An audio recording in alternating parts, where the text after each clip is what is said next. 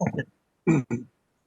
तो ये स्लाइड पे एक बेसिक अप्रोच, एक फ्लोचार्ट में मैंने दिखाने की कोशिश की है, जिसको स्टेप्स ऑफ साइंटिफिक रिसर्च कहते हैं। आप में से कई लोगों को ये मालूम होगा, मगर आप आगे जो लोग रिसर्च करना चाहते हैं या आपका अगर एग्जिस्टिंग प्रोसेस रिफाइन करना चाहते हैं तो this will be helpful to you.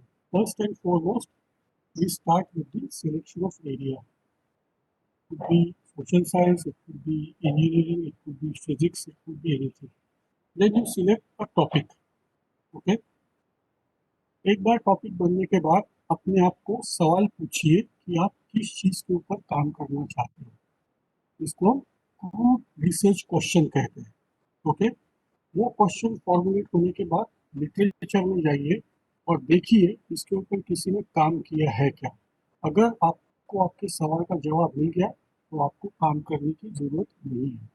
अगर आपको उसका जवाब नहीं मिला तो आप आपके रिसर्च क्वेश्चन को रिफाइन कीजिए कि एग्जैक्टली आप क्या करना चाहते हो.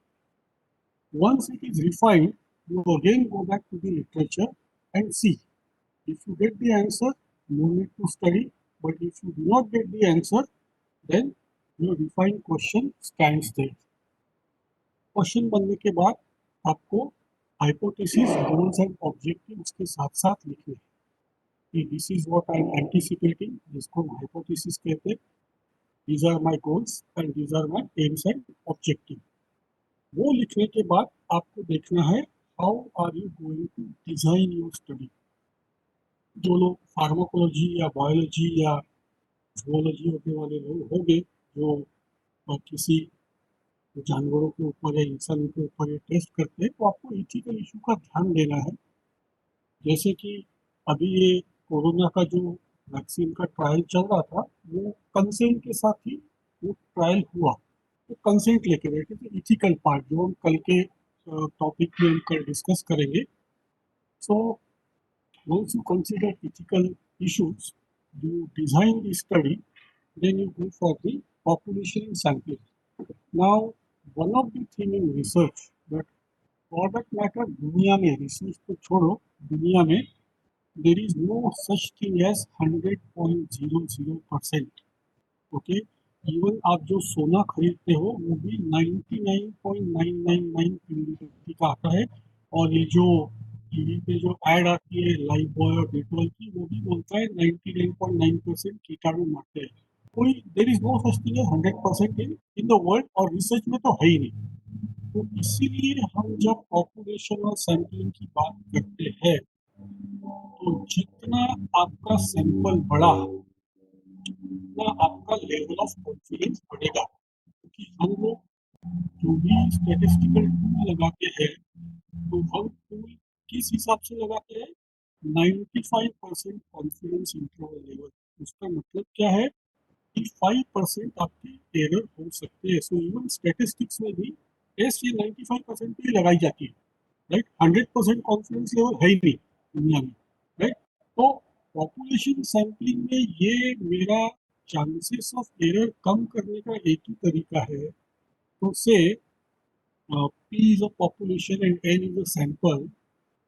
The closer the N becomes to the P, the lesser are the chances of error.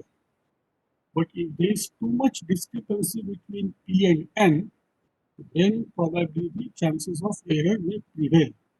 कई बार मुझे स्टूडेंट पूछते हैं कि सर हमें कितने का सैंपल लेना चाहिए.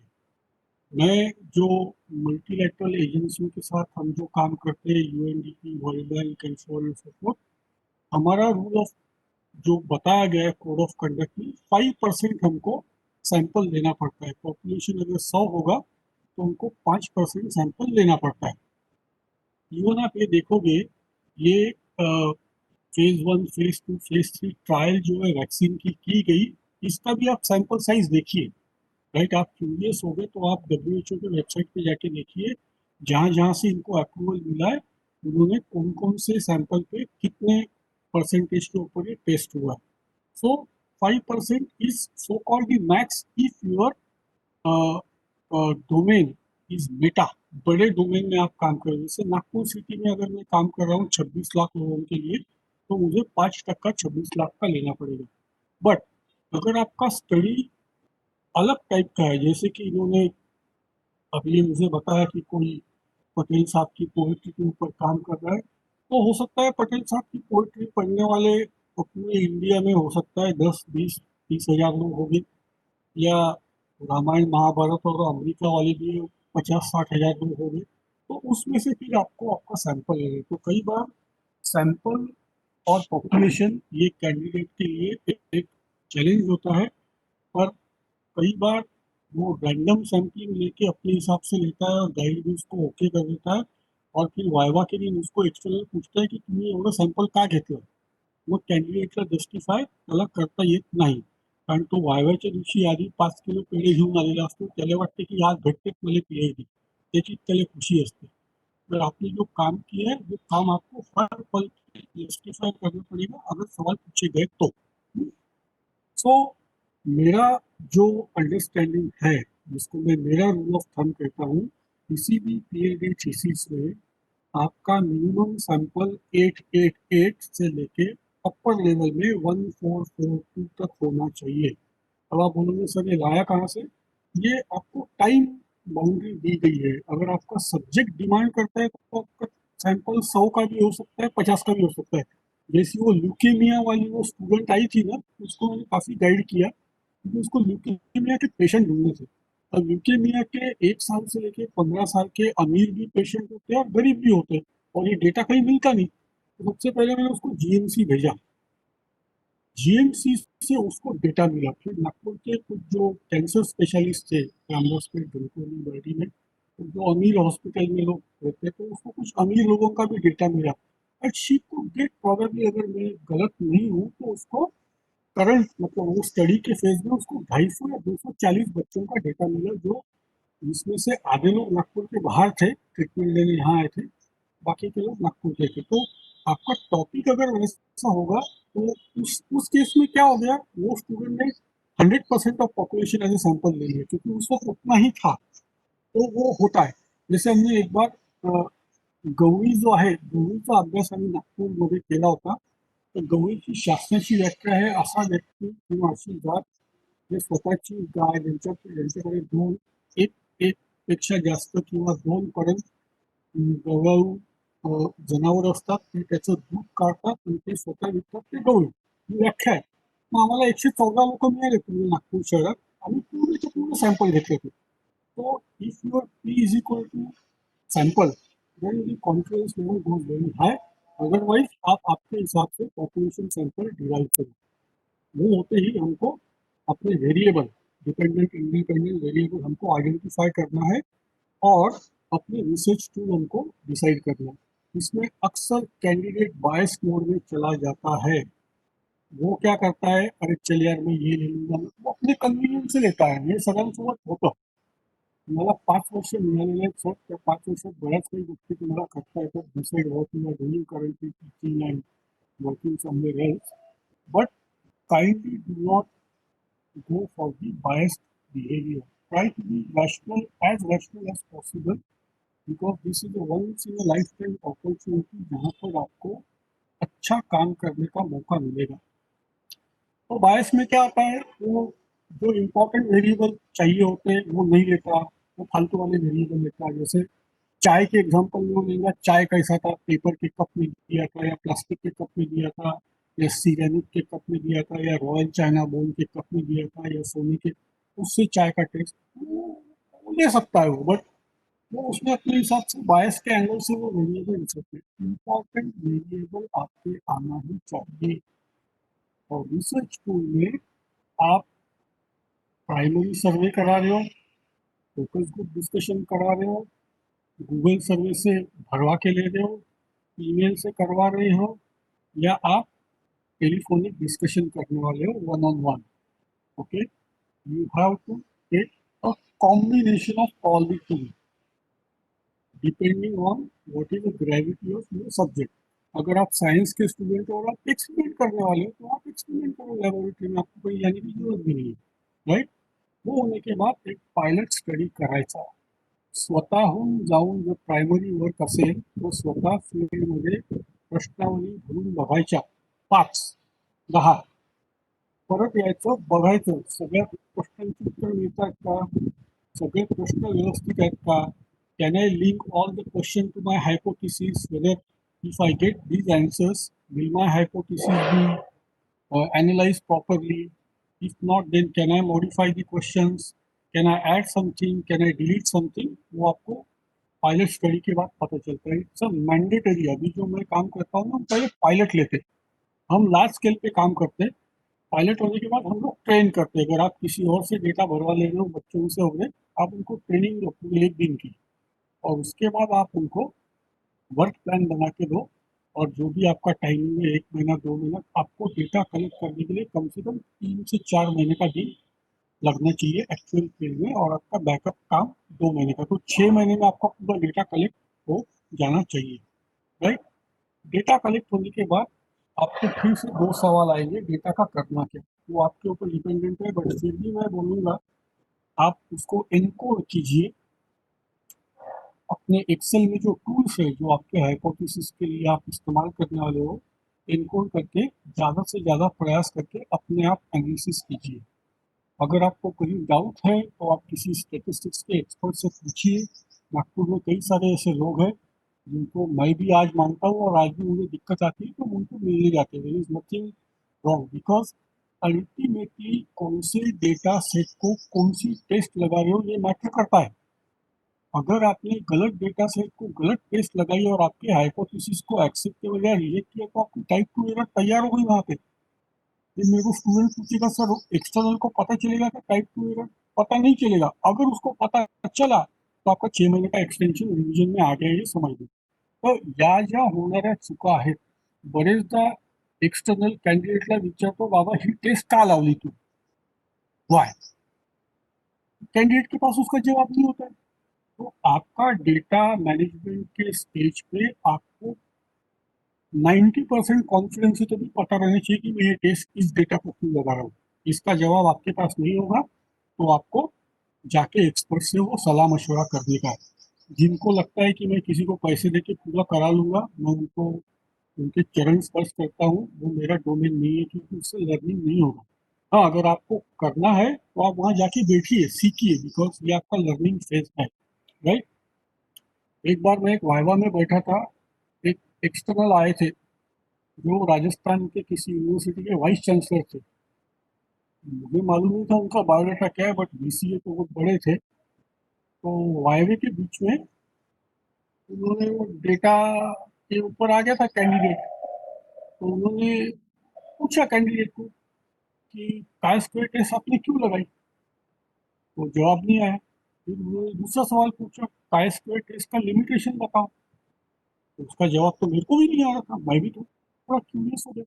तो खैर वो वाइवा के रूम में होता है, कभी सवाल कोई पूछता है तो कैंडिडेट अपने गाइड को देखता है, गाइड अपने वहाँ का जो चेयरमैन होता है उसको देखता है, चेयरमैन एक्सटर्नल को देखता है, और समझ जाता है ये पगलों की बारात है, यहाँ पे कुछ नहीं होने वाला।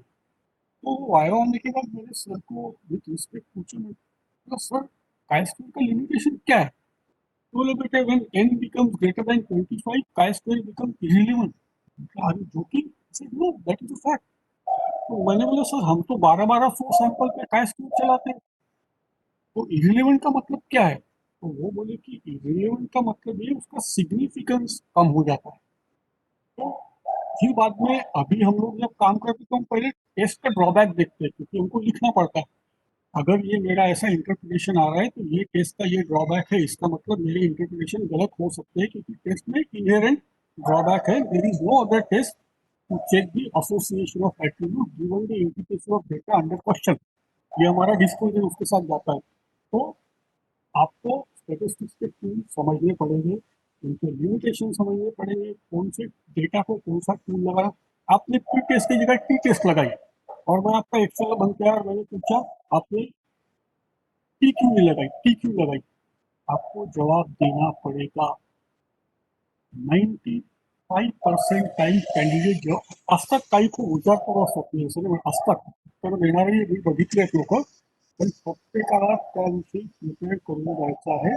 Then comes your interpretation and your reporting. Okay. So then let's go to the non-experimental type of research. Okay, non-experimental में causal comparative, जैसे अभी कोई कंपेरिजन कर रहा है, कोई सर्वे कर रहा है, सैंपल वर्सेस सेंसस, कोई केस स्टडी कर सकता है, कोई लॉन्गिट्यूडनल कर सकता है, कोई कोरिलेशन कर सकता है, कोई हिस्टोरिकल स्टडी कर सकता है. So these are some of the examples of non-experimental research. Okay, now this is important from the exam point of view. Qualitative and quantitative research. Okay, quantitative का मतलब है the truth is out there. Data collect किया और आपने statistical tool से उसको analyse किया, इसका मतलब सच्चाई कहीं ना कहीं है. क्वालिटेटिव में आपने डेटा गैदर किया और उसको जजमेंटली एनालाइज किया, इन्फॉर्म जजमेंट से. So that means there are multiple truth. Okay, quantitative मतलब truth is out there, qualitative मतलब there are multiple truth. For example मैंने नागपुर में स्टडी की कि नागपुर की कितनी महिलाएं सफ़ेद रंग की स्कूटर प्रीफर करती है, और मेरे को पता चला कि 27% महिलाएं सफ़ेद कलर को प्रीफर करती है.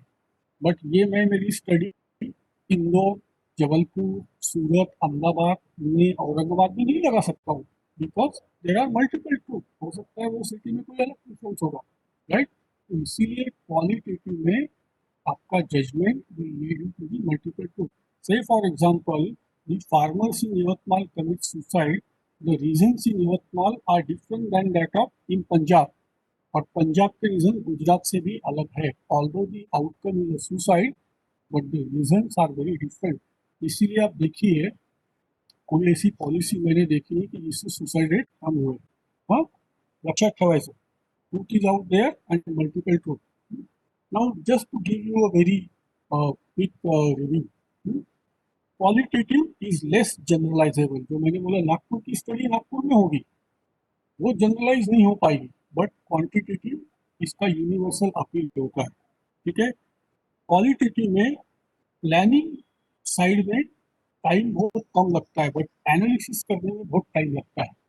वेराज इन क्वांटिटेटिव आपको एक्सपेरिमेंट या एल्गोरिथम प्लानिंग में बहुत टाइम लगता है, बट एक बार वो चल गया तो आपका एनालिसिस में समय काफ़ी कम लगता है. ठीक है, क्वालिटेटिव में जनरली स्टैटिस्टिकल टेस्ट यूज नहीं करते, बट क्वांटिटेटिव में वही एनालाइज करने यूज किया जाता है. इसीलिए ये क्वालिटेटिव टेक्स्ट बेस है, ये नंबर बेस्ड है. ना मोस्टली क्वालिटेटिव मेथड जो होती है ये थ्योरी फॉर्मुलेशन या हाइपोथेसिस बनाने के लिए की जाती है, जो मैं आगे वाली स्लाइड में आपको बताऊंगा. और क्वांटिटेटिव जो होती है वो डिडक्टिव रीजनिंग के लिए की जाती है, टू चेक और टू मेकअप ऑफ थ्योरी. हा त्याच्यातला बेसिक फरक है. Again it is the same aspect. यहाँ अगर आप देखोगे क्वांटिटेटिव में मेजरेबिलिटी इज वेरी की, वेरएज क्वालिटेटिव में कॉन्टेक्स्ट रिचनेस, आपने जो डेटा लिया है कितना रिच है कॉन्टेक्स्ट में, right. It is you are talking about reliability, right, कि आपका इक्विपमेंट रिलायबल था क्या, फलाना रिलायबल था क्या. बट क्वालिटेटिव में क्रेडिबिलिटी, जिससे आपने डेटा लिया क्या वो सही मानसिक स्थिति में था, क्या वो सही ओपिनियन देने की परिस्थिति में था, राइट. सैंपल साइज में दोनों में भी लार्ज सैंपल साइज लगते हैं. ओके, क्वांटिटेटिव में प्रेडिक्शन आप कर सकते हो और क्वालिटेटिव में आप एक्सप्लिसिट एजम्पशंस आप कर सकते हो. So this is a fundamental difference. Now we will come to deductive and inductive. ये भी एग्जाम में आपको पूछा जा सकता है. डिडक्टिव का अर्थ है using logic from general to specific. लक्षात ठेवा, using logic from general to specific. और इंडक्टिव का मतलब है from specific to general. Deductive जो होता है वो थ्योरी बनाने के लिए या हाइपोथेसिस बनाने के लिए रिसर्च में यूज किया जाता है. वेराज इंडक्टिव जो होता है वो जनरल कंक्लूजन जो एक स्पेसिफिक ऑब्जर्वेशन लेके बनाए जाते हैं उसके ऊपर बेस्ड होता है. रिसर्च करते समय जब दोनों का इस्तेमाल या मेल होता है उसको हम साइंटिफिक मेथड बोलते हैं. So it is a combination of both deductive and inductive. ये समझा आपको? नहीं समझा तो मैं दोबारा. Can you please explain inductive and deductive with some example? So वो that आएगा it is नेक्स्ट स्लाइड में, मैं आपको बताऊंगा. और कुछ okay. नेक्स्ट स्लाइड में आपको बताऊंगा. तो let's go to the methods. First, there is a theory of gravity. पहला क्या है मेरा? From general to specific and specific to general. General to specific, specific to general. So now I wanted to challenge Isaac Newton's theory of gravity. मैंने ये सोचा कि Newton का G is equal to 9.8 ये गलत है. So I postulated things, I conducted experiment, okay, and those experiments were in line with the formulation of the law. जो law of gravity बना हुआ है वो बेसिस पे ही मैंने रिप्लिकेट किए. मैंने कोई हवाले से अलग थ्योरी नहीं लाई. हाइपोथेसिस बनाए, हाइपोथेसिस टेस्ट किए और एंड ऑफ द डे मैंने चेक किया कि क्या वाकई में G is equal to 9.8 ये सही होता है. End of my experiment, I realized that Isaac Newton was right. So यहाँ पर जब आप किसी थ्योरी को चैलेंज करने जाते हैं, जैसे मैं 2 दिन पहले ब्लैक होल की थ्योरी के बारे में पढ़ रहा था, फिजिक्स, एस्ट्रोफिजिक्स, तो जो थ्योरी इनिशियली बताई गेली थी ते अत्यंत महत्त्वाच्या घटनांमधलं बनलेल्या या थ्योरी आहेत. जेव्हा आकाश, मराठीचा बोलतो, आकाशात जेव्हा एखाद्या ताऱ्याचा मृत्यू होतो, तर त्याचा मृत्यू होतो म्हणजे त्याचा मोठा स्फोट होतो. त्याला काय नाव आहे? नोवा काहीतरी असं नाव आहे, मी ते एक्झॅक्ट नाव त्याचं विसरलो. तो फिनोमिना आहे. Supernova sir. हा, सुपरनोवा, त्याचा स्फोट होतो.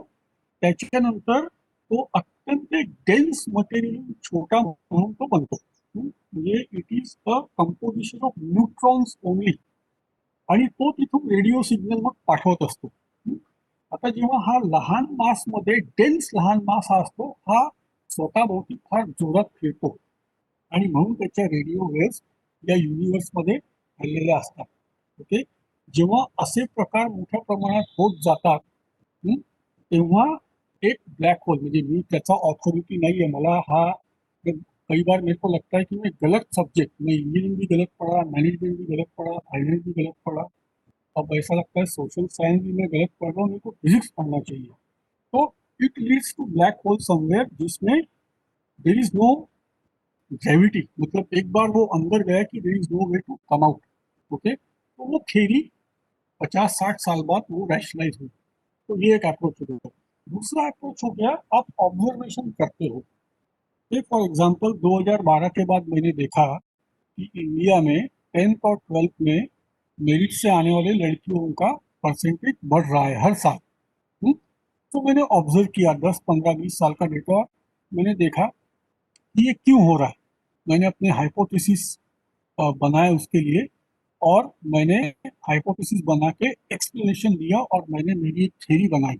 ये जो फिनोमिना है, ये फिनोमिना ये क्यों हो रहा है, वो थ्योरी अकाले सर के नाम से जानी जाएगी. ये सबसे पावरफुल मोड ऑफ रिसर्च है. ग्लोबल वॉर्मिंग या ऑब्झर्वेशन से ही चालू हुआ. तुम्ही बघा, आता तुम्हाला फुलपाखरं दिसत नाही पावसाळा पडल्या.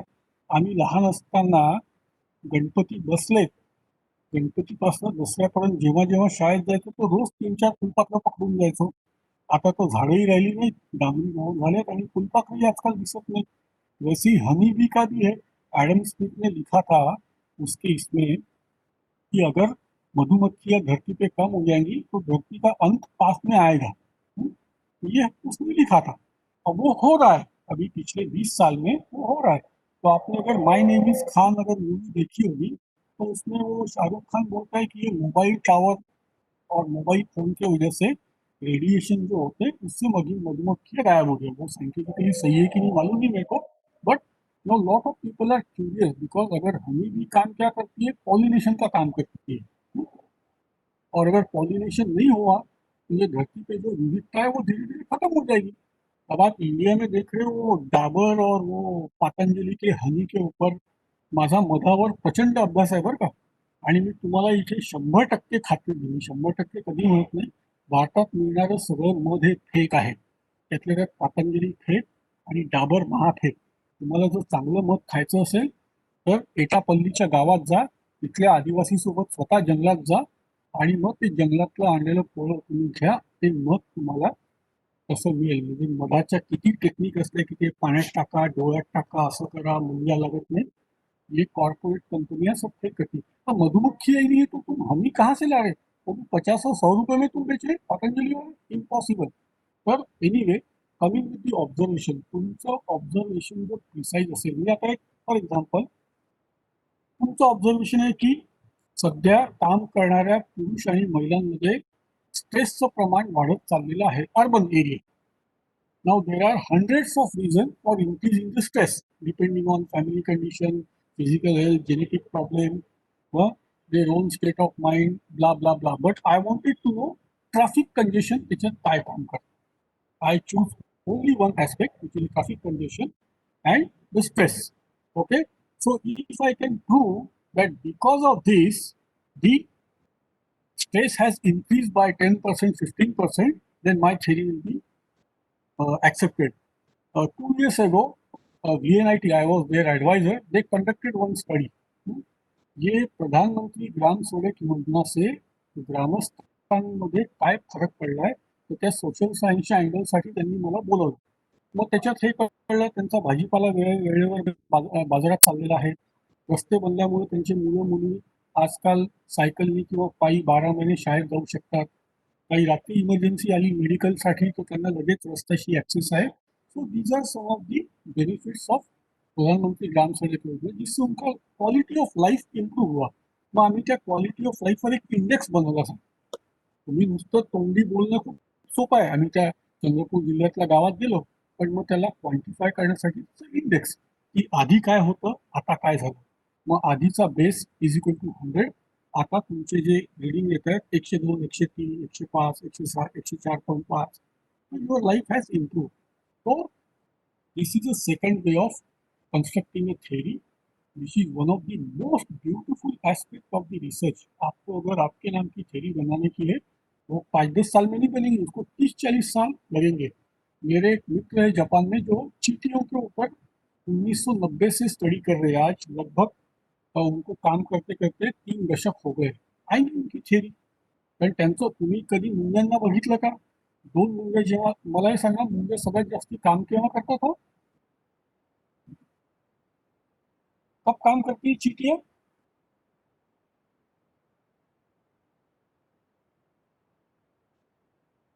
Sir, in rainy season. Summer Rainy season. Summer summer में. क्यों समर समर में?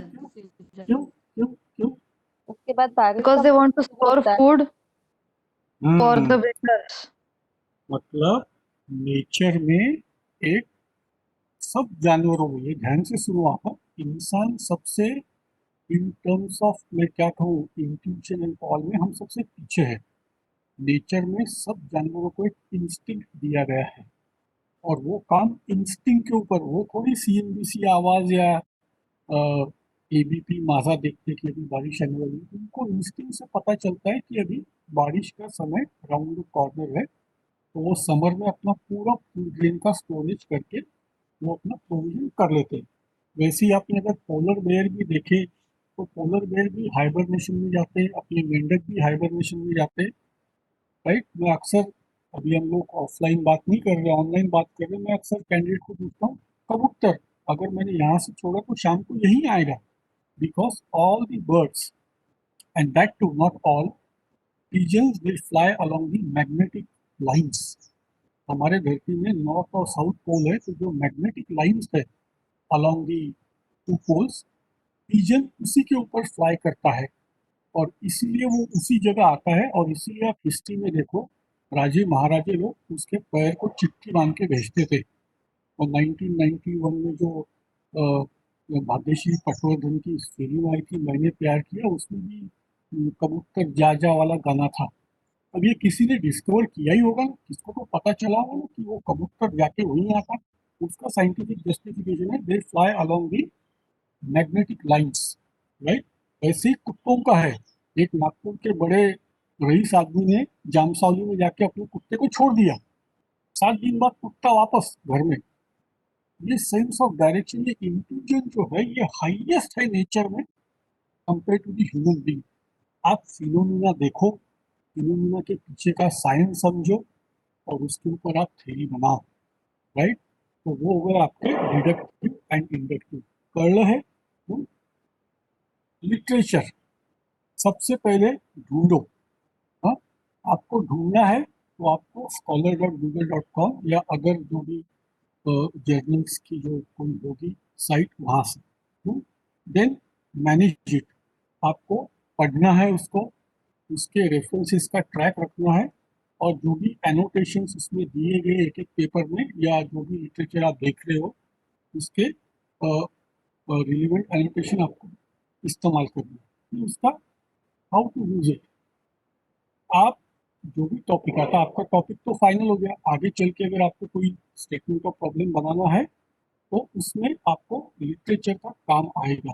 मैं वही क्यों ले रहा, उसका आर्गुमेंट, देन मेरा काम ये थ्योरी के ऊपर बेस्ड है क्या, वो उसका आर्गुमेंट, और मैं कौन सी मेथड का इस्तेमाल करूंगा मेरे स्टडी में, वो भी आपको लिटरेचर से ही जस्टिफाय करना पडेगा.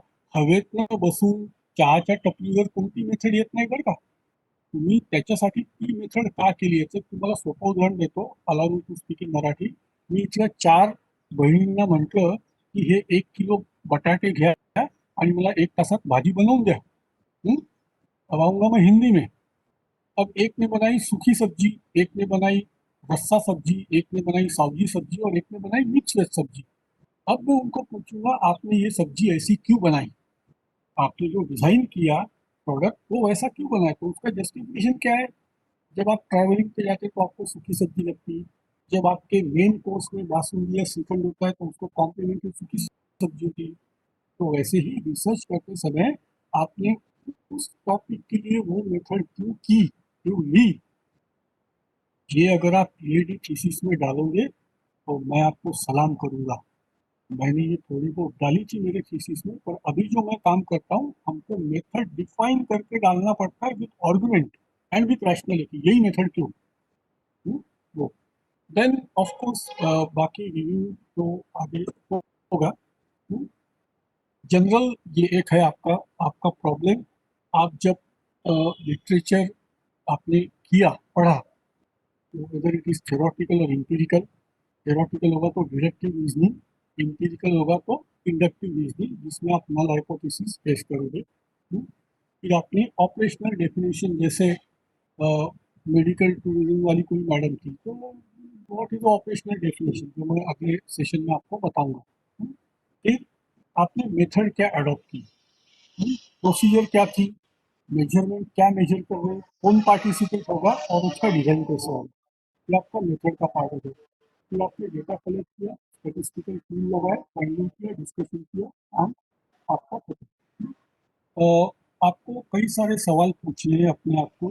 ये सब्जेक्ट आपने क्यों लिया, इसमें प्री एक्सपोज एरिया कौन से थे, मेरा एरिया कौन सा होगा, मेरे काम करने के बाद कोई नया एरिया खुलेगा क्या, मैंने प्रीवियस रिसर्च स्टडी किए क्या, प्री टाइटल बनाया क्या, मैं मेरा डिज़ाइन कैसा करूँगा, और मेरा लिटरेचर में कंट्रीब्यूशन क्या रहेगा. लिटरेचर में कंट्रीब्यूशन मतलब आपके थीसिस के ऊपर कोई अगर आपने पेपर लिखा हो सिग्निफिकेंट फाइंडिंग के ऊपर और वो पेपर का साइटेशन कहीं घूमने लगा तो वो आपका कंट्रीब्यूशन माना जाता है. तो वो भी करने की आप कोशिश कीजिए. आपको आपके कीवर्ड जो है सिनॉप्सिस में जो एम ऑब्जेक्टिव है, तो वो सब कीवर्ड आपको आइडेंटिफाई करने हैं. और एक कीवर्ड के लिए आपको 20 पेपर या आर्टिकल डाउनलोड करके पढ़ने हैं. जिन्होंने अभी तक किया नहीं है वो कर सकते हैं, ये जो मैंने किया मैं आपको बता रहा हूँ. और रिलीवेंट टाइमलाइन लीजिए, जो करंट लिटरेचर में चल रहा है वो लीजिए. Unless you are from history और लिटरेचर तब आप पीछे का ले सकते हो. एक चीज आज के सेशन के बाद याद रखने का है, title of thesis is equal to aim is equal to objective is equal to statement of problem. अगर ये नहीं होगा तो आपकी गड़बड़ी यही हो गई है. तो इसीलिए आपका स्टेटमेंट ऑफ प्रॉब्लम जो होता है वो फोकस्ड होना चाहिए और आपके काम से एकेडमिक वर्ल्ड में लिटरेचर में कहीं ना कहीं नॉलेज जाके वो आगे जानना चाहिए. आप जो भी फिगर फैक्ट स्टेटिस्टिक्स कितना इस्तेमाल करना ये आपके ऊपर डिपेंड है. आपका थीसिस, अगेन ये मैं मेरा ऑब्झर्वेशन बता रहा हूँ. आता मागे पुढे प्रिंट करायची परमिशन मिळाली आहे. 180 पानाच्या वर नको. बरेचदा मी 1500 पानाची थीसिस बघितली आहे आणि 100 पानाची थीसिस बघितली आहे. नहीं, आपका 150 to 180 मैक्स 200 तो बहुत ज़्यादा हो गया, 200 भी ज़्यादा हो गया, including references, bibliography, annexation everything. क्या होता है, कैंडिडेट को लगता है मैं बहुत छापूंगा तो लोगों को पता चलेगा मैं बहुत ज्ञानी हूँ. वैसा नहीं है. जितना ज़्यादा माल लिखा है उतना कचरा ज़्यादा होता है उसमें. जो कॉम्पैक्टली काम करता है उसको 10 पन्ने भी काफ़ी ठीक है. मतलब ये ऑब्जर्वेशन से मैं आपको एक बात बताता हूँ. 2 साल पहले अमेरिका में मेरे ख्याल से 8 या 9 साल के लड़की को प्रिंसटन यूनिवर्सिटी में पीएचडी का डिग्री दिया. उसने केवल 7 पन्ने का एक ऐसे लिखा था. अब आप बोलोगे सर ऐसे में ऐसा क्या था कि उसको पीएचडी डिग्री मिली? वो ऑब्जर्वेशन से था. उसके घर में एक लैब्राडोर नाम का कुत्ता था, ब्रीड का कुत्ता था, और उसने 2 या 3 साल में वो जो उसको खाना खिलाती थी तो उसको ये पता चला कि कौन सा खाना देने से डॉग में इंटेलिजेंस बढ़ता है. इसकी फाइंडिंग उसने ऐसे में डाली. जैसा उसका ऐसे पब्लिश हुआ, सब कंपनियां उसके घर में गई और बोली कि हमको ये बताओ ताकि हम अपना प्रोडक्ट बनाएंगे और ऐसा मार्केटिंग करेंगे कि हमारा खाना खाने से तुम्हारा कुत्ता होशियार होगा. जैसे अभी आप टीवी पे देख रहे हैं ना, अब हर चीज में इम्यूनिटी. ये करो इम्यूनिटी आएंगी, ये फलाना लो इम्यूनिटी आएंगी, ये फलाना इस्तेमाल करो बैक्टीरिया मरेंगे. तो उसको 7 पन्ने में मिला. वैसे ही एक फिजिक्स का एक स्टूडेंट था येल में. वहां भी वही सिस्टम है, कमिटी लगती है, एक्सटर्नल आते हैं, सब सब सेम सिस्टम है. उसका थीसिस था 5 पन्ने का. 5 पन्ने का थीसिस उसने इतना कॉम्प्लिकेटेड बनाया था कि किसको समझा नहीं. उसको भी डिग्री मिली. आज वो बड़ा सायंटिस्ट है वो. तो सांगायचं तात्पर्य असं की जास्ती छापू नका पानं, झाडं तोडू नका. कॉम्पॅक्ट ठेवा आपलं काम. ओके. तुमचं इन्फॉर्मेशन करंट पाहिजे. कितने डेप्थ में जाना है ये आपके ऊपर डिपेंडेंट है. जितने डेप्थ में जाओगे उतनी सुंदरता बढ़ती है. हम्म? और अगर आपको कंसल्टिंग पॉइंट ऑफ व्यू लेना है, आप कंसल्टिंग पॉइंट ऑफ व्यू भी खुशी से लीजिए. एनसाइक्लोपीडिया, एल्मनाक, डिक्शनरी, ये सब लीजिए आपके टॉपिक का जानकारी लेने के लिए. अपनी यूनिवर्सिटी में भी एक अच्छा डेटाबेस है, गूगल स्कॉलर भी है. और जो साइंस के लोग हैं वो एक आधी कॉन्फ्रेंस अटेंड करें सो दैट आपको 3-4 दिन में कई सारी जानकारी मिलेगी. हम्म? जो क्रेडिबिलिटी ऑफ इंफॉर्मेशन आती है, हम्म, ये जितना भी आजकल ऑनलाइन मिल रहा है it tends to be biased. Okay. क्यों? क्योंकि ऑथर की क्रेडिबिलिटी नहीं होती है. या वो आर्टिकल जो होता है वो एक अलग कॉन्टेक्स्ट में लिखा गया होता है. आपको ये देखना है कि जो पेपर या जो चीज़ आप देख रहे हो, is it peer review, is it scholarly publication, और इज इट ऑथोरेटिव जर्नल, या फिर किसी के ब्लॉग से आपने ये लिया हुआ है. तो कोई भी डेटा लेते समय जो भी ऑथराइज्ड होगा, जो आपको लगता होगा वो लीजिए. आपने गलत भी लिया तो आप साइड कर दीजिए कि ये मेरा नहीं, मैंने यहाँ से लिया है. तो माहिती घेताना थोडी काळजी ठेवा. हं? Your thesis is a product of systematic study of significant problem. Okay. The finished product evidences originality, critical and independent thinking, appropriate organization and format throughout the documentation. Right. तुमचा प्रबंध वाचताना मला तुमच्या क्रिटिकल आणि इंडिपेंडेंट विचार करायच्या कार्यपद्धतीवर विश्वास बसला पाहिजे. कट अँड पेस्ट करून डिग्री घ्यायची असेल तर घ्या. मी त्याच्यावर काही बोलणार नाही. ते आपण उद्या बोलू नैतिकतेवर. त्याच्यामुळे तुमचा थिसिस असा असला पाहिजे, त्याला सीमलेस आम्ही म्हणतो. एकदा हातात घेतला की तो सोडावासा वाटला नाही पाहिजे. तो पूर्ण वाचायची इच्छा झाली पाहिजे. म्हणून मी म्हणतो do not go for quantity, go for quality. Your thesis also creates a new knowledge and it extend the existing knowledge. ये थोड़ा सा रफ फॉर्मेट है. आप जो भी यूनिवर्सिटी को बिलोंग करते हो इसका फॉर्मेट फॉलो करो. बट मेरी दरख्वास्त ये होगी कि आप चैप्टर 3 में मेथड डालो. 2 पन्ने की क्यों ना हो, डालो. कौन से मेथड से आप काम कर रहे हो. कुछ यूनिवर्सिटी में मैंडेटरी है, नागपुर का मुझे पता नहीं. अगर मेथड आपको डालना है, आप एक बार आपकी गाइड से बात कर लो. वो नहीं तो बोल नहीं सकता, पर वो डाला तो पढ़ने वाले को पता चलेगा आपने किस तरीके से काम किया है.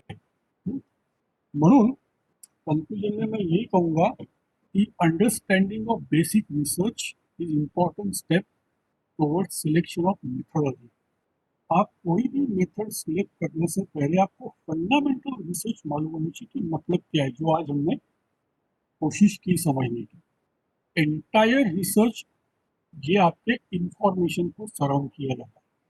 तो आपका रिसर्च प्रॉब्लम जो है वो आप किस प्रकार की इंफॉर्मेशन सर्च करते हो उससे आपका प्रॉब्लम डिफाइन होगा।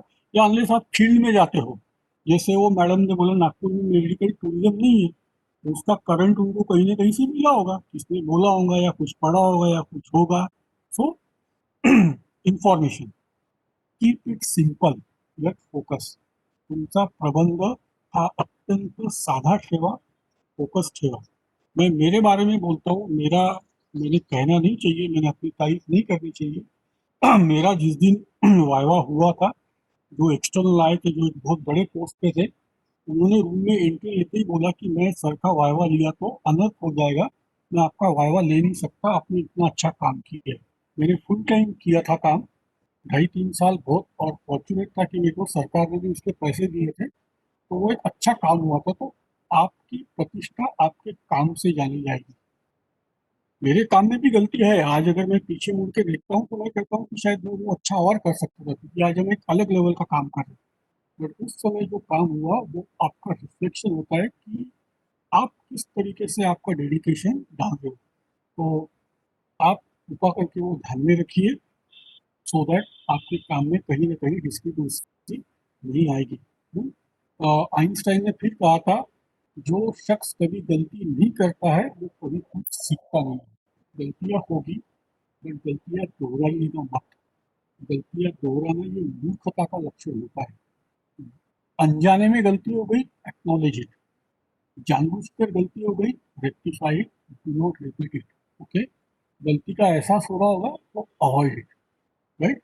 सो thank you. We will go to the second session, जो हमारे पास अभी 35 मिनट्स है। याच्यावर काही प्रश्न आहेत का आधी विचारा। I give you 5 minutes to ask you questions. कोई सवाल हो गए तो बेझिझक पूछिए। Sir, regarding that inductive and deductive, I am not so much clear about that method, sir. Inductive general and to, deductive method. अरे बाबा, general to specific and specific to general. एक में मैं थ्योरी को चैलेंज कर रहा हूँ और नीचे आके देख रहा हूँ कि थ्योरी सही है कि नहीं। दूसरे में मैं ऑब्जर्वेशन लेके थ्योरी बना रहा हूँ। ये सिंपल है। तो सर अगर ये स्पेसिफिक टू जनरल में जैसे न्यूटन्स लॉ आएगा ऑफ ग्रेविटेशन, उसने एप्पल गिरते हुए देखा और फिर देन हाँ, he finally form the law, तो this will come in absolutely. Specific to general. ये यस सर। ओके नहीं नहीं नहीं ओके नहीं नहीं नहीं, this is from general to specific. उसने जनरल देखा जो एप्पल गिर रहा था, और उसने ओके वो ओके ऑब्जर्वेशन पे थ्योरी बनाई। बाबा ते ऑब्झर्वेशन होतं त्याचं। स्पेसिफिक ओके टू जनरल म्हणजे मी त्याच्या थेअरीला चॅलेंज केला की तुझी थेअरी चूक अच्छा आहे, आणि तिथून मी अच्छा जनरल पॉस्टुलेट केलं आणि मला कळलं की मी चूक आहे, तो बरोबर आहे. कळलं? अच्छा okay sir. Any other question?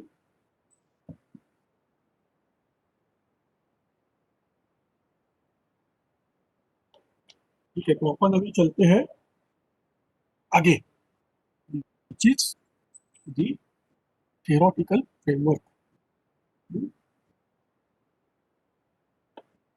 एक minute.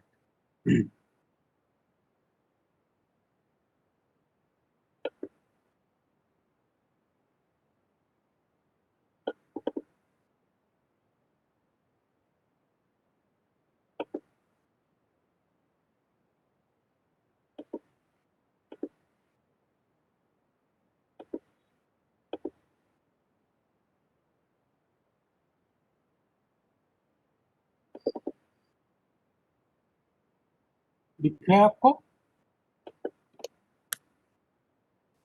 Slide Yes, sir, visible है? it is visible. ओके। अब मैं आपको बताता हूँ कि आप में से शायद 10-15% लोगों को ही ये समझेगा। नहीं समझा तो उसका टेंशन मत लो, समझा तो मुझे बहुत खुशी होगी। इसका इम्पोर्टेंस इसलिए है कि जब पीएचडी के बाद आप अगर पोस्ट डॉक करने की सोचे हो या आप फुल टाइम रिसर्चर बनना चाहते हो, तो ये कहीं ना कहीं आपका रिसर्च शेप करने में इसका योगदान होता है। मेरे कई बैचेस में प्री पीएचडी के ऐसे होनहार बच्चे आते हैं जिन्होंने इसको समझ के अपने थीसिस में भी डाला है। जो चैप्टर 3 है, चैप्टर 3 में मेथड के साथ साथ आपने थ्योरेटिकल फ्रेमवर्क भी डाला है। तो जिन लोगों को लगता है कि मैं ये समझ के मेरे थीसिस में डालूंगा तो मैं बहुत खुश अपने आप को महसूस करूंगा। ओके, जैसा की नाम सजेस्ट करता है, हे जे फ्रेमवर्क आहे हे थिअरीवर बसवलेलं आहे.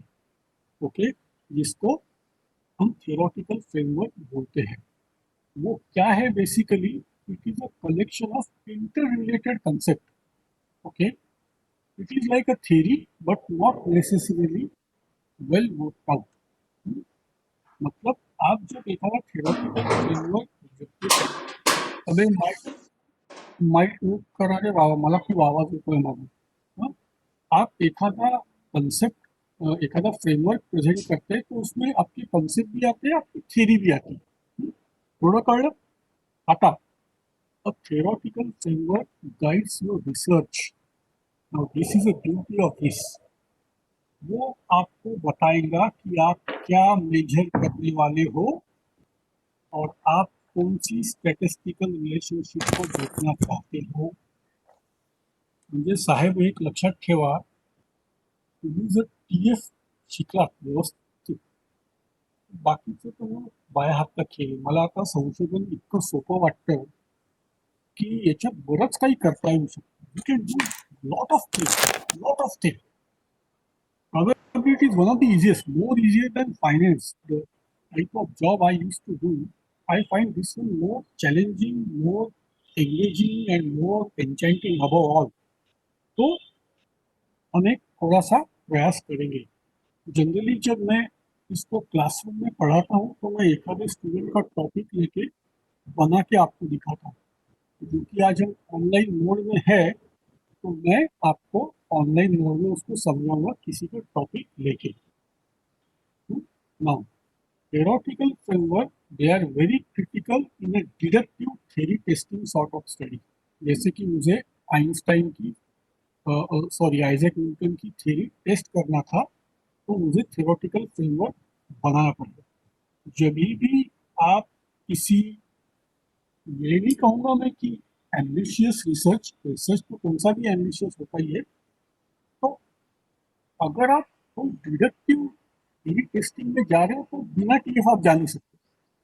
और आप अगर नॉर्मल रिसर्च भी कर रहे हो PhD लेवल का तो आपको TF बनाना पड़ेगा जो कि वेल थॉट आउट होना चाहिए.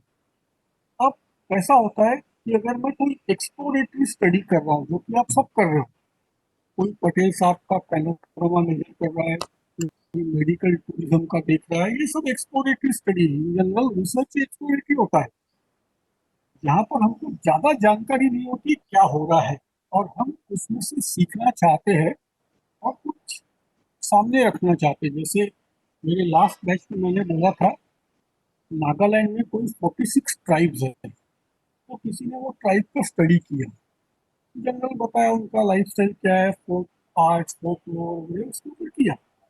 उसके बाद किसी और ने जाके और स्टडी किया, उसको एक अलग डायमेंशन से उसको प्रेजेंट किया. तो अब लोगों को वो ट्राइब के बारे में और ज़्यादा जानकारी पता हुई जिसको हम कॉन्ट्रीब्यूशन टू लिटरेचर कहते हैं. तो कोई भी रिसर्च जो होता है वो एक्सप्लोरेटरी होता है. म्हणून प्रत्येक संशोधनामध्ये थिओरिटिकल फ्रेमवर्क असणं माझ्या दृष्टिकोनातून हे अत्यावश्यक आहे. अब सबसे पहले हम कोई भी टॉपिक लेते हैं तो हमको वो टॉपिक से रिलेटेड जो भी थ्योरी और आइडिया है वो मालूम होनी चाहिए और उससे ही मैं मेरे की कंसेप्ट, कोई अगर मॉडल या कोई थ्योरी होगी तो मैं मेरे टॉपिक को रिलेट कर सकता हूँ. जब मैं किसी चीज़ की डेफिनेशन या कोई मॉडल सिलेक्ट करता हूँ तो मुझे डायरेक्शन मिलती है रिसर्च करते समय कि मैं अलग अलग स्टेज में इसका इस्तेमाल कैसा करूँगा. कळतंय ना मी काय बोलतोय? मी अत्यंत सोप्या भाषेत बोलतोय. आता मला एखाद्याचा टॉपिक सांगा बरं, मी तुम्हाला सांगतो की कसं बनवायचं. हाँ, उसके पहले मैं ये बताऊंगा कि थ्योरेटिकल फ्रेमवर्क डालने के पीछे का लॉजिक ये है कि आप सामने वाले को बता रहे हो कि मेरा रिसर्च एक ग्राउंडेड थ्योरी के ऊपर है, वो कोई हवा में से आई हुई थ्योरी नहीं है. तो candidate doing research is based on some scientific theory and hence theoretical framework जो है वो इम्पॉर्टेंट होता है. अब देखो, जैसे मैनेजमेंट में कंसेप्ट आते हैं जॉब सेटिस्फैक्शन. मला हे सांगा बरं, जॉब सैटिस्फैक्शन म्हणजे काय? आपको क्या लगता है, क्या होगा तो जॉब सेटिस्फाई होगा? बताइए मुझे. What do you mean by sir job job satisfaction? Satisfaction में हेलो हाँ बोलो. सर जॉब सेटिस्फेक्शन में अपन जहाँ पर भी जॉब कर रहे हैं वहाँ रहते हुए अपन को काम में मीन्स मजा आती है, हैप्पीनेस मिलता है. ओके, मजा आती है, हैप्पीनेस मिलता है, और बताओ. Sir, appreciation of your work and proper remuneration also. Very good. और और Sir, at regular levels of like promotion on regular levels, a hike in Okay. salary, okay, right. So Acknowledgement of good work, yes, appreciation of work at regular intervals, people peer recognition. आपके साथी आपकी इज्जत करते हैं, आपको society में इज्जत मिलती है, आप जब आते हो तो बोलते हैं कि यार ये फलाना फलाना जगह काम करता है. So all these factors leads to a concept of job satisfaction. सो जब भी हम कोई कंसेप्ट देखते हैं, अब जैसे वो मेडिकल टूरिज्म वाली मैडम, मैडम मुझे बताओ, मेडिकल टूरिज्म ये कंसेप्ट है, मेडिकल टूरिज्म का मतलब मुझे या सबको समझाओ, मतलब क्या? सर ऍक्च्युली मेडिकल टुरिझम म्हणजे जे बाहेरच्या देशातनं लोक आपल्याकडे येतात त्यांचा कुठल्याही बिमारीचा इलाज करायसाठी. फक्त बाहेरचे इथे- का, देशातले नाही चालत का? नाही सर, मेडिकल ऍक्च्युली माझा टॉपिक आहे फॉरेन नॅशनल्सला घेऊन. अच्छा, फॉरेन नॅशनल. ओके. हा, तर सर म्हणजे त्यांच्या देशामध्ये ती हेल्थकेअर सर्व्हिसेस इतकी एक्सपेन्सिव्ह असतात आणि इतकी म्हणजे त्यांना परवडण्यासारखी नसतात, म्हणून ती आपल्या देशामध्ये येतात पर्टिक्युलरली. आणि त्याच्यासोबत त्यांना आपल्या देशामधल्या काही एरियाज जे त्यांना बघायचे असतात, तर त्याची जी पोस्ट ऑपरेटिव्ह ट्रीटमेंट होते, जी पोस्ट ऑपरेटिव्ह केअर आहे, त्यासाठी त्यांना त्या जागेवर जाऊन त्यांचा आरामाचा बंदोबस्त प्लस त्यांच्या हेल्थ केअरवर लक्ष देण्याचा बंदोबस्त केला जातो मेडिकल टुरिझम मध्ये. Okay, so there must be a theory on the medical tourism. आप अगर Yes, sir. गूगल स्कॉलर पे जाओगे तो किसी ने ये थ्योरी लाई होगी. पहली थ्योरी Yes, है sir. मेडिकल ट्रीटमेंट की, दूसरी हाँ. थ्योरी है टूरिज्म की. ये हो गया Right, sir. Combination of medical tourism, right. Yes sir. तो हो सर. एवरी पार्टिसिपेंट का जो भी टाइटल है, आपको आपकी टाइटल के कीवर्ड आपको जो है अंडरलाइन करना है. और वो कीवर्ड अंडरलाइन करने के बाद आपको अगर उस वर्ड से रिलेटेड कोई थ्योरी मिलती है, किसी ने तो बनाई होगी वो थ्योरी, तो उसके नीचे एक वर्टिकल लाइन डाल के आपकी थ्योरी लिखना है. जो भी आपको थ्योरी लिटरेचर से मिलेगी, सपोज आपको 3 थ्योरी मिली उससे रिलेटेड, तो T1, T2, T3. If there is any concept in your title, ये मैं सबको बता रहा हूँ, कोई आपके टाइटल में कंसेप्ट होगा तो वो कंसेप्ट से रिलेटेड अगर थ्योरी होगी तो फाइन, नहीं होगी तो फाइन, बट वो कंसेप्ट का इंटरलिंकेज अगर टाइटल के किसी वर्ड से होगा तो आपको C1, C2, C3 लिखना है. ये कंसेप्ट जो है हमारे टाइटल, ऑब्जेक्टिव, प्रॉब्लम और हाइपोथेसिस को जोड़ने आना चाहिए. इसीलिए मैंने लास्ट वाले पीपीटी में बोला था title is equal to A equal to objective is equal to statement of problem और हाइपोथेसिस. अल्टीमेटली ये सब लिंकेज होते हैं. अब ये जब बनाया जाता है तो लिंकेजेस देखने के लिए अगर मैं लिटरेचर का सहारा ले रहा हूँ तो मुझे लिटरेचर में ये देखना है कि डेफिनेशन का कंपैरिजन ऑथर ने कैसा कैसा किया है. अब ये मेडिकल टूरिज्म वाले मैडम ने मैडम ये देखिए कि हिंदुस्तान में फॉरेन नेशनल आके मेडिकल टूरिज्म का मजाक कैसे उठाएंगे। तो सबसे सर पहले हमको स्पेशली ये देखना नागपूरमध्ये है, और हिंदुस्तान मतलब वो नागपुर। हाँ तो सबसे पहले उसमें ये देखना है कि मेडिकल टूरिज्म का जो अंडरलाइन ड्राइविंग फैक्टर है वो है cost, because it is comparatively cheaper, it drives the demand.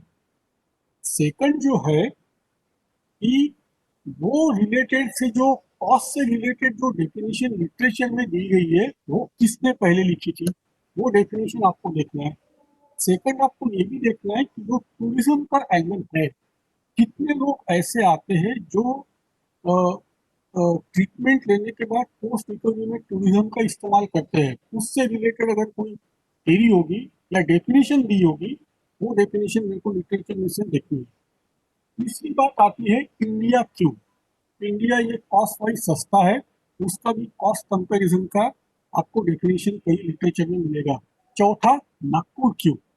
Nagpur centrally located है, यहाँ से इजी एक्सेस है, यहाँ की जो भी मेडिकल फैसिलिटी है उसके बारे में आपको लिखना पड़ेगा। बट एक, क्योंकि मैं भी कई साल बाहर रह के इंडिया में आया, नागपुर में 4 महीने रहना ये झंझून होता है, जो कि यहाँ का समर होता है। नागपुर में समर में तो रह ही नहीं सकते आप, कितना बेकार सिटी है ये। So anyway, so you have to take the definition from literature and see it. If you are modifying your definition, which is fitting your research, then you have to justify आपने वो definition को modify क्यों किया। हे सगळं लोक लक्षात ठेवा बरं का, ज्यांना पुढे संशोधन करायचं आहे कोणतीही व्याख्या देताना त्याचा संदर्भ हा लिटरेचर मधून आला पाहिजे।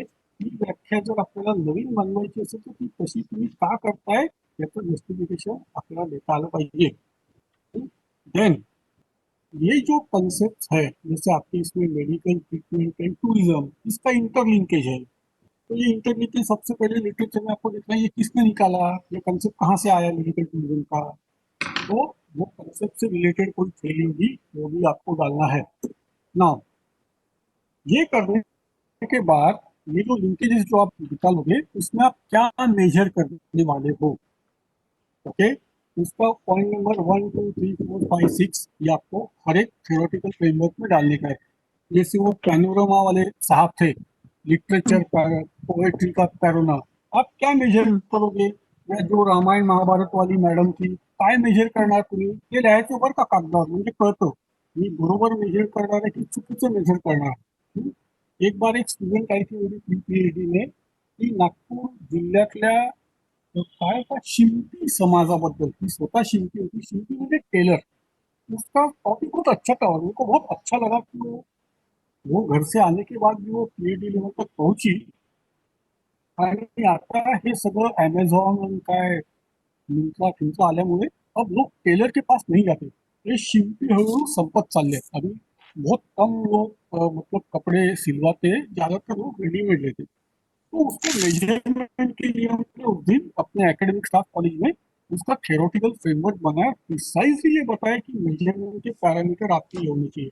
जब भी अभी हम लोग चर्चा कर नहीं सकते कि ये हम वन ऑन मेनी है, मैं अकेला हूँ और आप बहुत से, तो हर एक का तो हम बना नहीं सकते, बट मैं आपको एक जनरल गाइडलाइन दे रहा हूँ। टिपिकल वर्ड को अंडरलाइन करो, अंडरलाइन करने के बाद उससे रिलेटेड कोई थ्योरी होगी, उसके नीचे वर्टिकल लाइन निकाल के वो थ्योरी लिखो। आपके जो क्रिटिकल वर्ड में कोई कंसेप्ट होंगे, कंसेप्ट से रिलेटेड थ्योरी और इंटरलिंकेजेस हो गए, तो उसके इंटरलिंकेजेस किसने किए, उसकी थ्योरी है क्या या केवल वो कंसेप्ट है, राइट।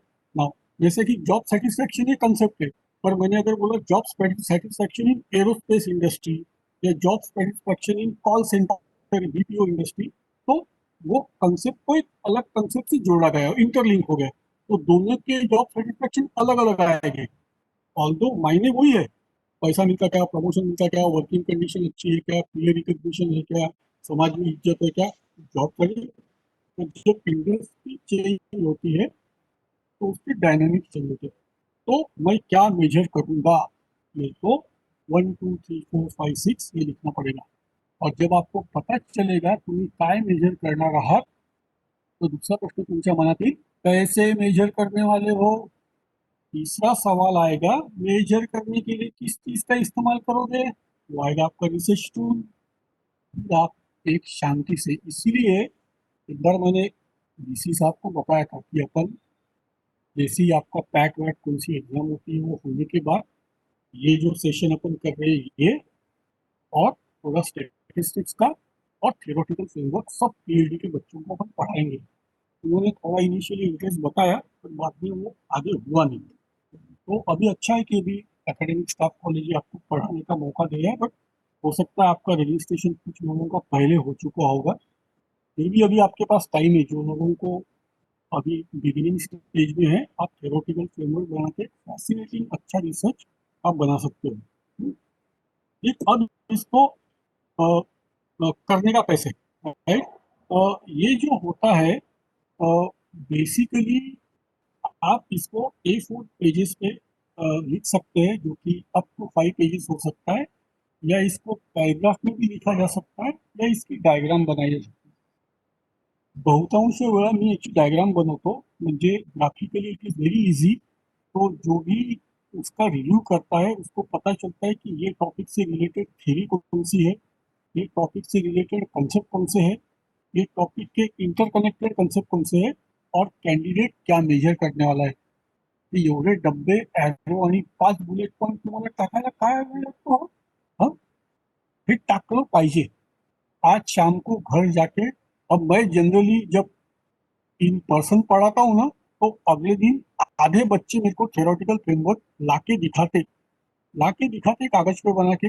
वो सही गलत दैट डजंट मैटर, पण तुम्हाला प्रयत्न करायचा है। तो अभी आज का तुम्हारा सेशन होने के बाद शाम को चाय मारने का, अपना सिनॉप्सिस खोलने का, गूगल खोलने का, और रात को 12 बजे तक बैठ के एक डायग्राम बनाने का, और वो मैडम को भेजने का, प्रीति मैडम को, कि हमने ये भेजा है, और मैडम फिर मेरे को ईमेल पे भेजेगी और व्हाट्सएप पे भेजेगी। आप प्रीति मैडम को आपके थ्योरेटिकल फ्रेमवर्क कल शाम तक भेजने का। ते हे बघा, नाही केलं तर काही फरक पडत नाही, ये कोई आपको फांसी नहीं देने वाला, बट आपने किया तो आपकी डायरेक्शन 100% एक्यूरेट होगी। फिर से मैं 100% बोल रहा हूँ, जनरली मैं 100% नहीं बोलता। उसका फायदा ये होता है कि आप डिटेल नहीं होगे, आपका फोकस रिसर्च का बढ़ेगा। नहीं तो जाना था जापान, पहुंच गए चीन वाली हालत होती है रिसर्च में। कई बार डेविएट हो जाता है कैंडिडेट जाने अनजाने में, और बहुत जगह पहुंचता है, ये थ्योरेटिकल फ्रेमवर्क से नहीं होता। अब मैं आपको एक सैंपल दिखाता हूँ यहाँ पे। अब कस्टमर सेटिस्फैक्शन, ये भी एक कंसेप्ट है। अगर मैं आपको कुछ ऐप सेटिस्फाइड की हो, तो कुछ लोग बोलेंगे कम पैसे में ज़्यादा मिलता है, कुछ बोलेंगे कम पैसे में अच्छी क्वालिटी मिलती है, कुछ बोलेंगे पैसा दे के अच्छी क्वालिटी मिलती है, कुछ बोलेगा टाइम पे मिलता है, कुछ बोलेगा ज़्यादा चलता है। There are thousands of parameter for satisfaction of customer. Management में ये कंसेप्ट बहुत डेलिकेट है। जब कोई भी कंपनी ऐड बनाती है, तो वो कस्टमर सेटिस्फैक्शन के एंगल, उसका एक अहम एंगल होता है कि वो प्रोडक्ट इस्तेमाल करके वो सेटिस्फाइड होगा। अगर मैंने आपके आंखों पे पट्टी बांधी और आपको 5 गिलास में से पानी पिलाया, पहले गिलास में कुएं का पानी, दूसरे गिलास में नल का पानी, तीसरे गिलास में आरओ फारो वाला कौन से फिल्टर का पानी, और चौथे गिलास में किनले एक्वाफिना का पानी, और पांचवें गिलास में हिमालयन का टाटा का पानी। और मैंने आपको पूछा तो कौन सा पानी आपको अच्छा लगा, तो 20% लोग बताएंगे कि टाटा का पानी अच्छा लगा। 80% लोग जनरल सादे पानी में, क्योंकि कुएं के पानी में आपको मिनरल का टेस्ट पता चल सकता है, नल के पानी में के क्लोरीन या केमिकल ट्रीटमेंट किया है तो वो पता चल सकता है। तो जनरली कस्टमर, आपल्या देशात जेवढे ग्राहक आहेत तेवढे त्यांचे सॅटिस्फॅक्शनचे वेगवेगळे कन्सेप्ट आहेत। इथे थॉमस सिंहनी काय केलं, उसने ये बोला, उसने 4 पैरामीटर लिए सेटिस्फाइड कस्टमर के। पहले वर्ड ऑफ माउथ, इसने बोला कि वो पिंटू साहू में जाओ, अच्छी तर्री मिलती है, मैं गया, अच्छा लगा, मैंने 4 लोगों को बताया, तो वर्ड ऑफ माउथ। दूसरा पर्सनल नीड, किसी को किसी टाइप का पान खाना होता है, या किसी टाइप का और टोबैको से रिलेटेड प्रोडक्ट कंज्यूम करना होता है, या कुछ और चाहिए होता है, तो वो वहीं जाता है। Past experience, last time Jabalpur जाते जाते वहाँ रुके, हमने खाना खाया, अच्छा लगा, मैं फिर से जाऊँगा। और चौथा है मार्केटिंग एंड पब्लिक रिलेशन, ये टीवी पे ऐड आ रही है, ये आ रहा है, वो आ रहा है, तो मैंने प्रोडक्ट लेके मैं सेटिस्फाइड। तो उसने ये 4 उसके ड्राइवर दिए जो कस्टमर को पुश करते हैं। अब सबसे बड़ा जो उसने ये लिया, वो लिया वैल्यू प्रोपोजिशन।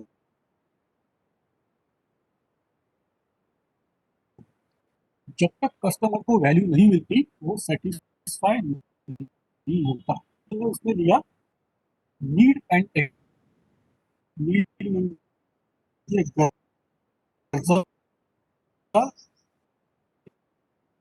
एक्सपेक्टेशनला काय म्हणतात तो मराठीत? अपेक्षा. तुमच्या गरजा आणि अपेक्षा. जब आप 5 लेक्चर लेके आए, एचओडी से झगड़ा करके आए और घर में आके आपकी बीवी की चाय दी, तो आपकी नीड थी आपको कुछ रिफ्रेशिंग मिले और आपकी अच्छा स्माइल तो आपका पूरी थकान चाय नाश्ते में निकल जाए। नीड एक्सपेक्टेशन मैच होते हैं वैल्यू को भी। वो लेते समय आपका एक्सपीरियंस क्या था, इसलिए ये केवल 2 पॅरामीटर मतलब 4 टोन आणि याला यानी वीकली अचीवमेंट मतलब हर एक्सपेक्टेशन और एक्सपीरियंसेस में कंसिस्टेंसी क्या है उस पे से उसने उसका कस्टमर सेटिस्फैक्शन निकाला। अभी आपको आपके किसी में ऐसा कोई डेवलप होगा तो आप बिल्कुल डेवलप कर सकते हैं। पढ़ रहे हैं यस, क्योंकि अब मैं वॉइस ब्रेक होतोय. आगे जाऊंगा। अब आएंगे देखो एग्जाम में आपको मालूम होना चाहिए ये क्या है। नहीं मी एकदम clear Sir, voice is breaking. Exam theoretical framework और तो थ्योरेटिकल फ्रेमवर्क क्या है, थ्योरी पे ग्राउंडेड है। ये तो है आवाज मेरा, आवाज क्लियर नहीं, आवाज आ रहा है? अभी आ रहा है सर. यस यस आ रहा है आवाज? येतो sir.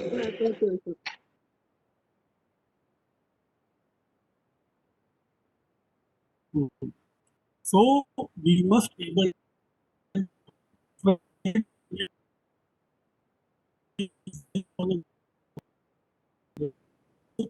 what understanding. It doesn't have to be based on theory itself. Okay, you inevitably use some of it, not all. This concept which the theory operate. Okay,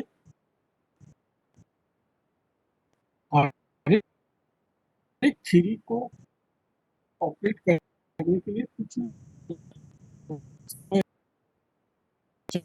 theory में solid crystals particle जो होते हैं उनके साथ hello hello नहीं, sir your voice is getting cut. हाँ बोलो ना, हेलो मला तो तुमचा आवाज नाही पण आवाज तुमचा म्हणजे तुम्ही हा मध्ये मध्ये अभी आ रहा करतोय. है क्या? ब्रेक होतोय आहे खूप.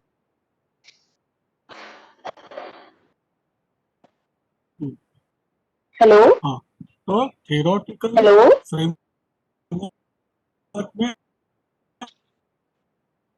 आप पूरी थ्योरी, मला येतोय तुमचा आवाज, आ रहा है क्या आवाज? हेलो सर आवाज आ रहा है? सर मध्ये मध्ये येत नाही सर आवाज. आता येत आहे.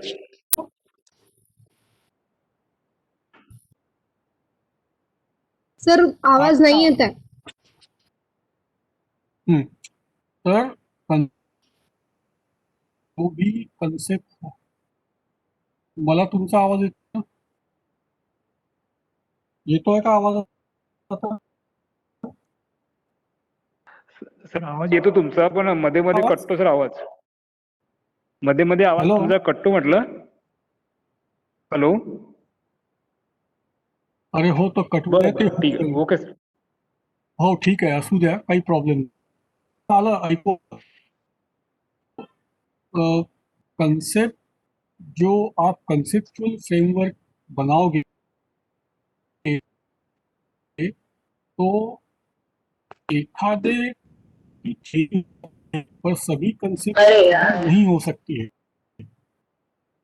राइट? और फ्रेमवर्क बनाएंगे तो हम जो वेरिएबल देखेंगे और वो रिलेशनशिप कंसेप्चुअल फ्रेमवर्क में डाल सकता हूँ, राइट? उस समय भी आप जो फ्रेमवर्क देंगे तो सर आवाज ब्रेक होता जितना है। भी empirical research assumption based theoretical framework is a must. Without that you don't get any. आता येतोय का आवाज? आता मला पूर्ण सिग्नल आहे इथे. येतोय आवाज?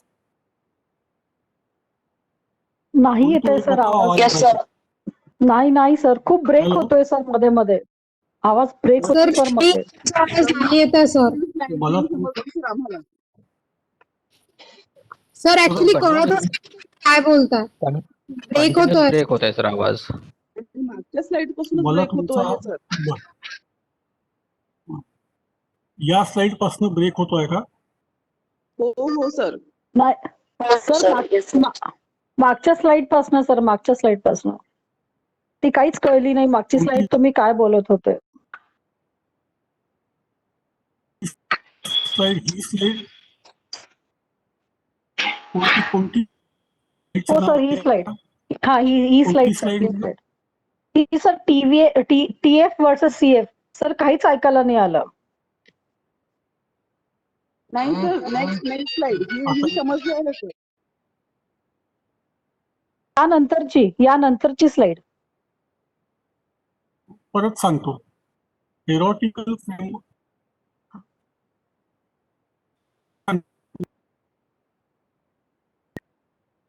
ही स्लाइड नाही सर, याच्या आधीची ही स्लाइड आहे TF का? Versus TF CF. Research grant. Yes. नाही सर, TF वर्सेस CF याच्या आधीची, याच्या आदली साईड.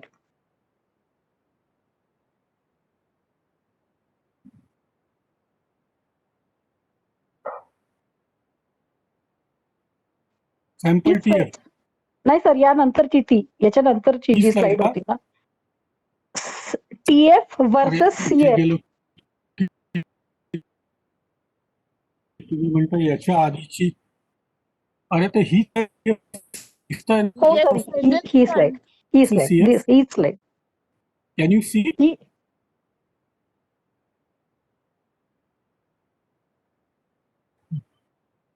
थेरॉटिकल थांबा, आता मला बोलू द्या.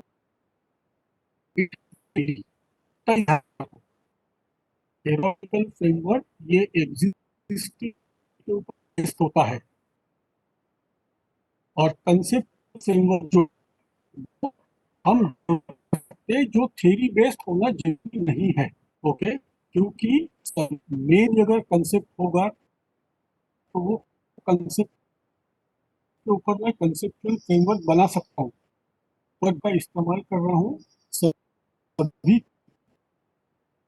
कंसेप्ट की थ्योरी वहां पर अवेलेबल होती है. वो कंसेप्ट करने के लिए कंसेप्चुअल फ्रेमवर्क बना. क्लियर? तभी मैं आगे जाऊंगा. कळलं का सांगा.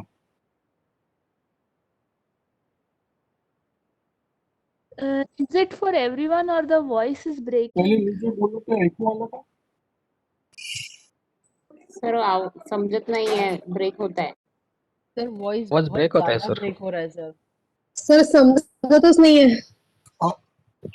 वॉइस इज ब्रेकिंग नाही पण मी मला थोडं हलू द्या. आता सांगा, येतोय का आवाज? आवाज येतोय का सांगा आता? Yes sir. येत आहे सर. येतोय का आवाज?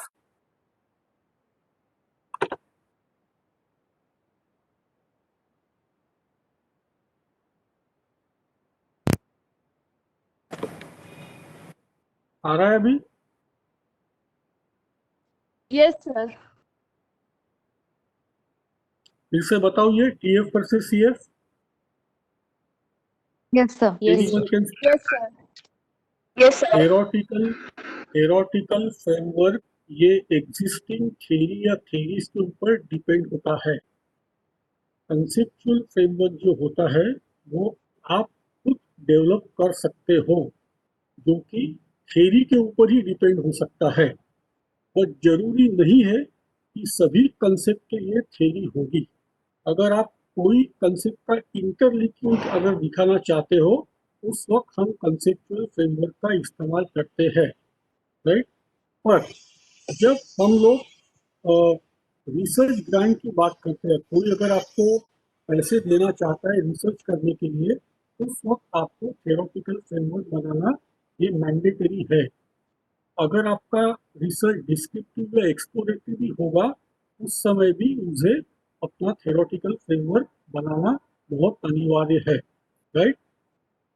ये दोनों प्रोसेस में हम कहीं ना कहीं थ्योरी कंस्ट्रक्शन में जाते हैं, specially in conceptual framework.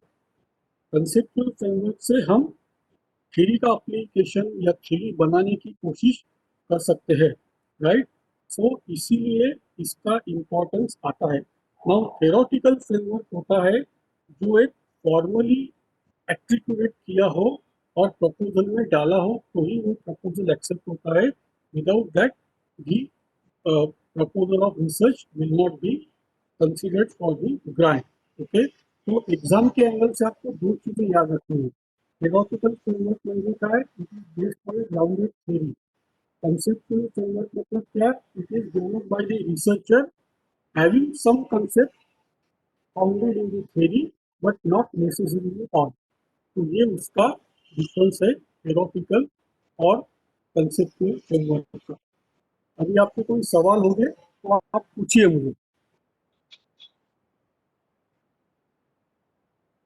Sir practical work असेल तर थिओरिटिकल फ्रेमवर्कची गरज म्हणजे पडणार नाही, राईट ना?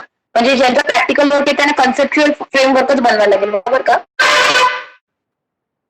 हाँ, जिस हॅलो, चीज से रिलेटेड थ्योरी, सर हाँ, जर ज्या आपलं काम संदर्भ प्रॅक्टिकल असेल तर मग कन्सेप्च्युअल फ्रेमवर्क बनवायला लागेल. नाही, प्रॅक्टिकल असेल तरी थेरॉटिकल बनवावं लागेल, कारण तुम्ही काही एक्सपेरिमेंट करत आहे, त्या एक्सपेरिमेंट हॅलो मध्ये तुमची थेरी असेल। हॅलो, हॅलो प्रॅक्टिकल मध्येही बनवावं लागेल ना हॅलो मॅडम? मला ऐकू येतोय तुमचा आवाज। प्रॅक्टिकल मध्ये सुद्धा थेरी असेल ना? प्रॅक्टिकल मध्ये हॅलो थेरी असते ना? हा, बोला ना मॅडम, ऐकू येतोय मला। सर मला आवाज येत ऍक्च्युली. प्रॅक्टिकल वर्क जर असेल तर आम्हाला कन्सेप्च्युअल फ्रेमवर्क बनवायला लागेल.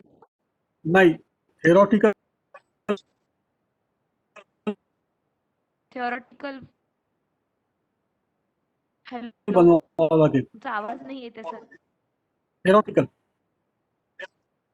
जे जे प्रॅक्टिक तुम्ही जे प्रॅक्टिकल करत आहात ते एकच असेल ना मॅडम? हॅलो, कळलं का उत्तर? हॅलो, हॅलो हा सर. तुम्ही तुम्ही जे तुम्ही जे प्रॅक्टिकल करता आहात ते प्रॅक्टिकल एखाद्या थेरीवर डेव्हलप असेल, बेस असेल, त्याच्यावर तुम्ही येस सर. नाही करू शकत। कळलं का?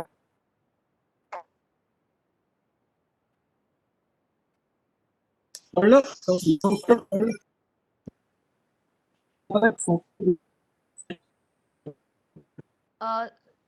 हॅलो सर तुमचा आवाज नाही येते रेसिपी बघू। आणि हा. हॅलो मला अगदी स्पष्ट तुमचा आवाज। मलाच येत. हा, येतोय हॅलो का? सर तुमचा आवाज नाही येते. हा आता मला येतोय. एकदम स्पष्ट येतोय। हा, तुम्ही जेव्हा अच्छा एखादी रेसिपी बघून एखादा पदार्थ बनवता, तो झाला थेरॉटिकल फ्रेमवर्क। आणि बिना रेसिपी बघून एखादा पदार्थ बनवता तुमच्या कुशलतेनुसार, तो झाला कन्सेप्च्युअल फ्रेमवर्क। तर तुम्ही प्रॅक्टिकल जर करत असाल तर तुम्हाला थेरॉटिकल फ्रेमवर्कवरच ते करावं लागेल, कारण त्याच्या मागची थेरी अवेलेबल असेल ना मॅडम? थेरी नसेल तर हो सर मग आहे. मग तो थेरॉटिकल होईल। Okay okay okay. अजून आहेत का काही प्रश्न?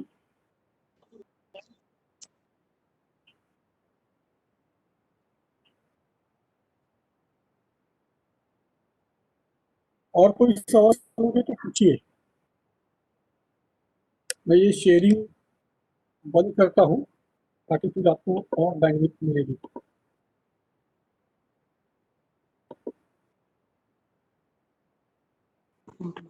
बघ जमतं का तर?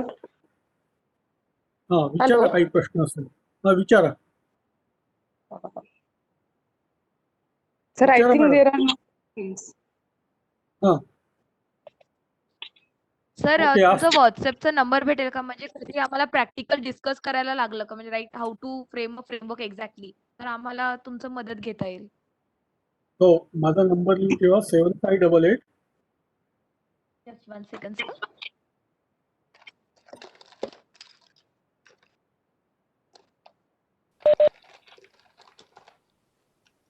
Yes sir 7588 322 322 470 470 7588 322 470 right. आणि माझा ईमेल ऍड्रेस आहे ataye@hotmail.com ईमेलही करू शकता तुम्ही. ओके सर मेल आयडी परत एकदा बोला please. ataye atale@hotmail.com sir @ Hotmail hotmail.com. अच्छा okay sir. Hotmail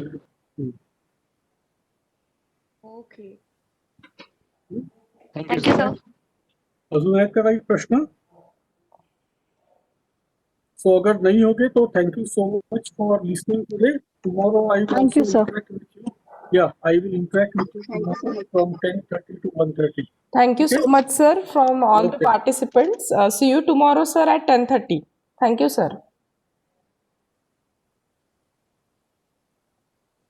Friends, now I am ending the meeting. We will meet at right now it is 36 1:36. So we will meet at 2 p.m. for the next session, which will be delivered by Dr. Divya Lakhera madam, and we will start with unit 5. Am I audible to everyone?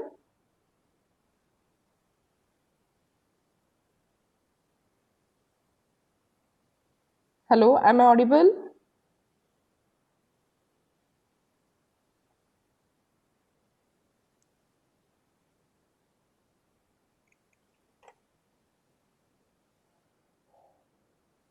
Hello.